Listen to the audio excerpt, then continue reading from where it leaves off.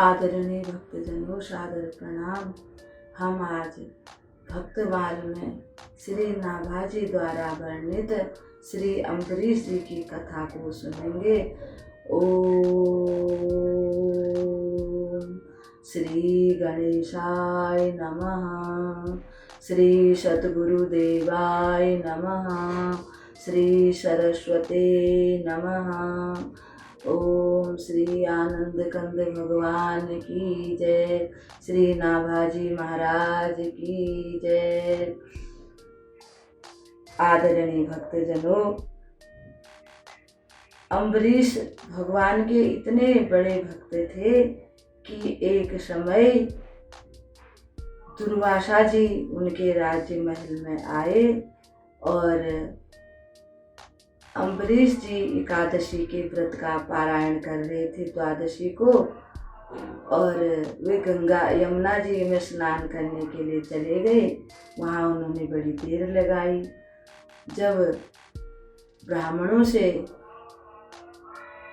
अम्बरीश जी ने पूछा कि अगर एकादशी का पारायण द्वादशी तिथि में ही होना चाहिए, न हुआ तो व्रत भंग कर होने का अपराध लगेगा। उधर दुर्वासा मुनि को भी मैंने भोजन करने के लिए निमंत्रण दिया है।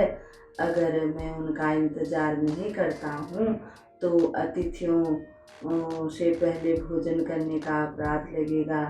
हे ब्राह्मणों, अब आप ही बताएं कि मुझे क्या करना चाहिए जिससे मेरे दोनों ही काम सही से हो जाएं। तब ब्राह्मणों ने अम्बरीश जी को बोला कि हे अम्बरीश जी, आप थोड़ा सा भगवान के चरणों का शरणामृत ले लीजिए, इससे आपको अपराध नहीं लगेगा। जैसे ही वे आए तो यानी कि दुर्वासा मुनि आए, उन्होंने देखा कि अम्बरीश तो जल पी रहे। उन्हें बड़ा क्रोध आ गया। उन्होंने अम्बरीश जी को जलाने के लिए कृत्या को प्रकट कर दिया। जैसे ही कृत्या दुर्वासा जी के पीछे दौड़ी तो चक्र सुदर्शन ने कृत्या को भस्म कर दिया। ऐसे अम्बरीश जी महाराज की आज हम कथा सुनेंगे। इनका जन्म वैवस्वत मनु के पौत्र तथा राजऋषि नाभा के पुत्र के रूप में हुआ। महाराज अम्बरीश इस पूरी पृथ्वी के वे राजा थे, परंतु उनका ऐश्वर्य इतना था कि उसकी तुलना कहीं भी नहीं की जाती। पूरे विश्व में वह ज़्यादा ऐश्वर्यवान थे, परंतु वे इसको क्षणभंगुर ही समझते थे, जैसे सपने में देखा हुआ हो। उनको इस पर कोई भी प्रेम नहीं था। वे निरंतर भगवान के भजन में लगे रहते थे और वे भोगों से नितांत ही अलग रहते थे, अनासक्त रहते थे। उनको भोग विलास की बिल्कुल भी इच्छा नहीं थी। एक समय की बात है भक्तजनों, राजा अम्बरीश ने पूरे साल भर तक एकादशी का व्रत किया। जब साल भर के 24 एकादशियाँ होती हैं, अंतिम एकादशी को वे एकादशी के व्रत के पारायण की तैयारी करने लगे। पूरे नगर भर में निमंत्रण दिया गया। पूरे सभी ब्राह्मणों को निमंत्रण दिया गया। सब लोग निमंत्रण स्वीकार करके राजमहल में आए। ब्राह्मणों को बहुत सारा दान, सोना चांदी, अन्य जिसको जिस चीज़ की जरूरत थी, गोदान आदि दिया।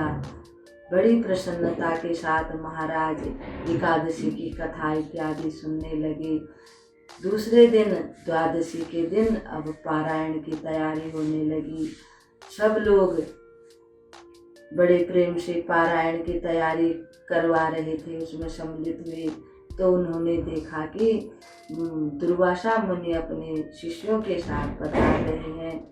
महाराज अम्बरीश ने उनको प्रणाम करते हुए कहा कि हे मुनिवर, हमारे अहोभाग्य, आज आप पधारे हैं। आज आपको मेरा निमंत्रण है। मैं एकादशी के व्रत का पारायण कर रहा हूँ और आप भी आज यहीं पर भोजन कीजिएगा। दुर्वासा मुनि ने उनका निमंत्रण स्वीकार कर लिया और कहने लगे, हे राजन, पहले मैं गंगा जी में स्नान करके आता हूँ, फिर मैं भोजन करूँगा। महाराज ने सिर हिला दिया। दुर्वासा मुनि अपने शिष्यों को लेकर के जमुना जी में स्नान करने के लिए चली गई। जब बहुत देर हुई तो ये लौटे ही नहीं। अब अम्बरीश जी इंतजार करने लगे। दुर्वासा मुनि का सामना कौन कर सके, वो तो शणे रुष्टे शणे तुष्टे, एक क्षण में ही उनको क्रोध आ जाता है। महाराज बड़े चिंतित हो गए, सोचने लगे कि अगर समय पर द्वादशी तिथि में ही एकादशी के व्रत का पारायण किया जाता, अगर त्रयोदशी लग जाती तो मान्य नहीं मानी जाती है।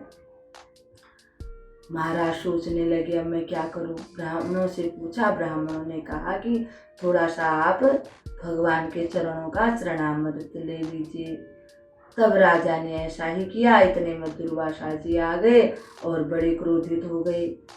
राजा से कहने लगे कि हे राजन, तुम मेरे अपराधी हो, तुमने मेरे को निमंत्रण दिया था भोजन करने के लिए और मेरे से पहले ही तुमने पारायण कर लिया और जल पी लिया, इसलिए तुम अब जीवित रहने के अधिकारी नहीं हो, तुमने बड़ा अपराध किया है। और एक अपने सिर में से एक जटा निकाली, जमीन पर पटक दी। उस जटा से कृत्या प्रकट हो गई। कृत्या अब महाराज अम्बरीश को जलाने के लिए जाने लगी। भगवान तो ऐसे हैं कि भक्त की हमेशा रक्षा करते हैं। भगवान जो हमें भगवान का ध्यान करते हैं, चिंतन करते हैं, भगवान में विश्वास करते हैं, तो भगवान भी उनकी रक्षा करते हैं। अम्बरीश को तो कृत्या में भी भगवान श्री कृष्ण ही दिखाई देने लगे थे और भगवान ने अम्बरीश के राज्य की रक्षा के लिए पहले से ही वहाँ सुदर्शन को नियुक्त किया हुआ था, क्योंकि अम्बरीश जी निरंतर भगवान के भजन कीर्तन में, उनकी पूजा पाठ में, अपने मंदिर में भगवान के स्नान कराना, भगवान को वस्त्र पहनाना, इस प्रकार से वो भगवान की ही सेवा में लगे रहते थे 24 घंटे। अब भगवान ने सोचा कि अम्बरीश को राज्य की चिंता तो है नहीं है, इसलिए उन्होंने सुदर्शन को आज्ञा दे करके राजा के राज्य की देखभाल के लिए वहाँ पर नियुक्त किया हुआ था। इतने में ही सुदर्शन महाराज प्रकट हो गए। बोल श्री सुदर्शन महाराज की जय। उन्होंने जैसे आंखें झपकने, इतने में ही उन्होंने कृत्या को जला के भस्म कर दिया। दुर्वासा जी को बड़ा आश्चर्य हो गया, ये क्या हो गया। अब सुदर्शन दुर्वासा जी की तरफ को दौड़े। आगे आगे दुर्वासा जी दौड़ने लगे, पीछे पीछे उनके सुदर्शन, आगे आगे दुर्वासा जी, पीछे पीछे सुदर्शन उनका पीछा करने लगा। भागते भागते वो इंद्रलोक में पहुँचे। इंद्रलोक में कहने लगे त्राहिमाम मेरी रक्षा कीजिए। इंद्रदेव ने कहा कि हे मुनिवर, आपके पीछे सुदर्शन पड़े हुए हैं तो हम कैसे रक्षा आपकी कर सकते हैं, हमें आप माफ़ कर दीजिए, हम आपकी सहायता नहीं कर सकते। फिर मुनिवर ब्रह्मलोक में गए दुर्वासा जी। वहाँ जाकर कहने लगे त्राहिमाम हे परमपिता परमात्मा, मेरी रक्षा कीजिए। ब्रह्मदेव ने भी ऐसे ही कहा, जब स्वयं सुदर्शन ही तुम्हारे पीछे पड़ा हुआ है, ये भगवान का साक्षात सुदर्शन है, हम तुम्हारी कोई मदद नहीं कर सकते। फिर वे कैलाश पर्वत पर आए। ऐसे ही भगवान शंकर से बोले। भोले बाबा ने कहा कि हे दुर्वासा जी, आप चिंता मत कीजिए, आप सीधे बैकुंठ धाम में जाइए। जिनका ये सुदर्शन है उनसे ही प्रार्थना कीजिए, वही आपकी रक्षा करेंगे। फिर दुर्वासा जी बैकुंठ धाम में आए। वहाँ आकर के भगवान से कहने लगे, बड़े आर्तनाद स्वर में कहने लगे, हे शरणागत वत्सल, हे ब्राह्मण देवों की रक्षा करने वाले, हे प्रभु, हे जगत पिता, हे जगदीश्वर, मेरी रक्षा कीजिए। प्रभु ने डपटते हुए कहा, महर्षि, मैं स्वतंत्र नहीं हूँ, मैं तो भक्तों के पराधीन हूँ। अतएव ऋषिवर, आप उन महाभाग नाभाग तनय अम्बरीश के पास ही जाइए, क्योंकि आप उनके अपराधी हैं। मेरे आपने अपराध किया होता तो मैं आपको क्षमा कर देता। आपने मेरे भक्त का अपराध किया है, इसलिए मैं आपको क्षमा नहीं कर सकता हूँ। जिसका आपने अपराध किया है वही आपको क्षमा करेंगे, तभी ये सुदर्शन शांत होंगे। इधर राजा अम्बरीश 1 साल हो गया इस बात को।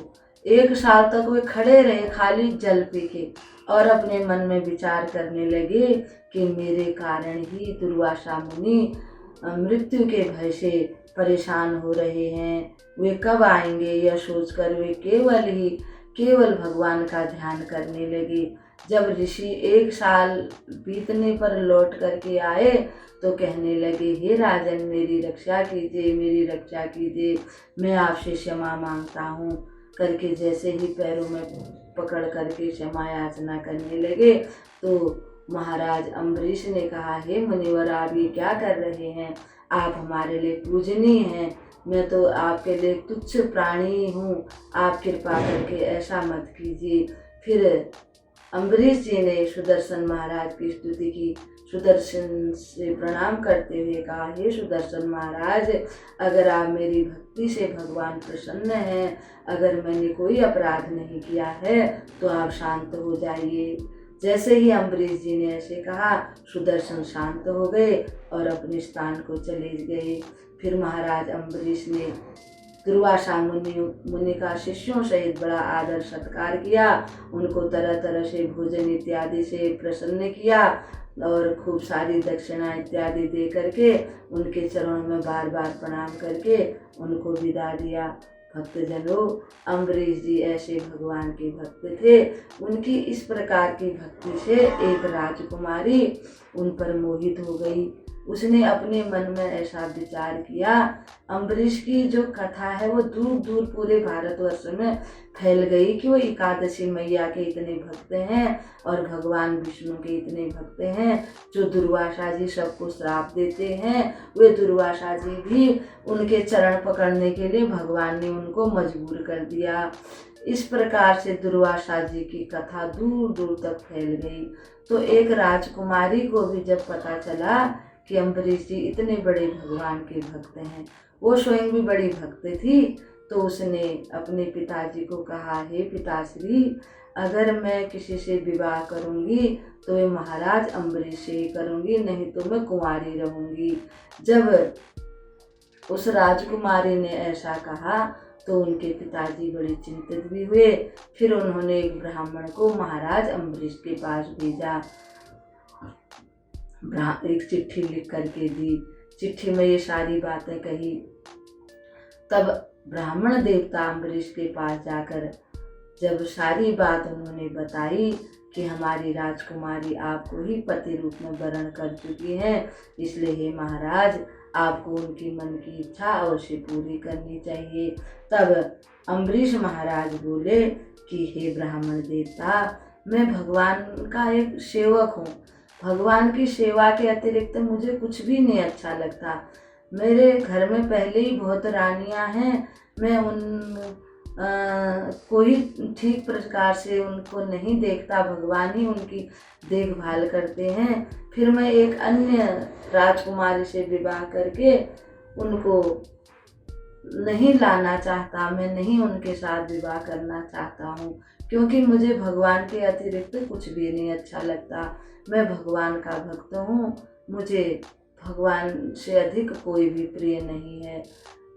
ब्राह्मण देवता जब दोबारा से उस राजमहल में गए, राजकुमारी से ये सारी बातें बताई, वो तो और भी प्रसन्न हो गई और महाराज की ये बातें सुनकर उसका हृदय गदगद हो गया।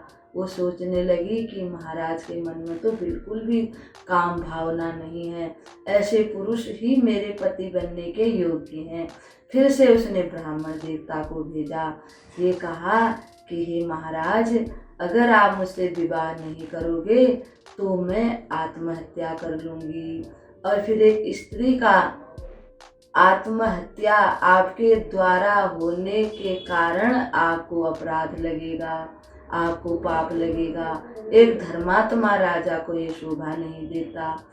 जब ब्राह्मण ने ऐसा कहा तो महाराज ने कहा, देखो मैं तो शादी करने के लिए आ नहीं सकता हूँ।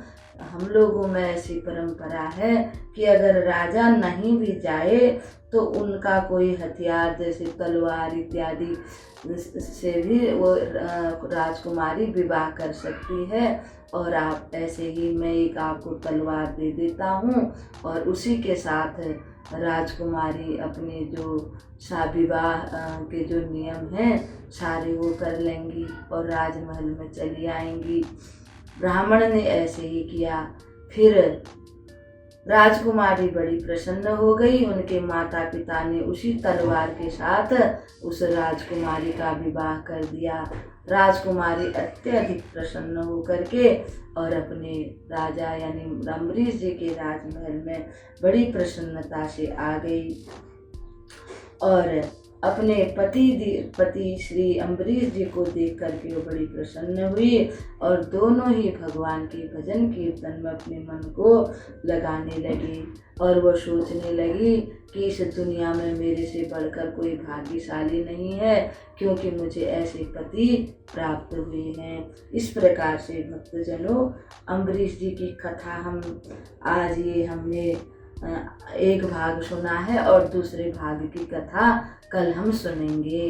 अब आज यहीं पर इस कथा को विराम देते हैं। कल इससे आगे की कथा को हम लोग सुनेंगे। गोविंद मेरो है, गोपाल मेरो है, गोविंद मेरो है, गोपाल मेरो है।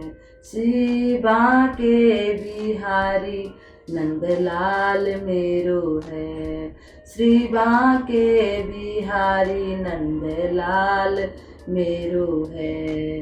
गोविंद मेरो है, गोपाल मेरो है, गोविंद मेरो है, गोपाल मेरो है। श्री बांके बिहारी नंदलाल मेरो है, श्री बांके बिहारी नंदलाल मेरो है। गोविंद मेरो है, गोपाल मेरो है, गोविंद मेरो है, गोपाल मेरो है।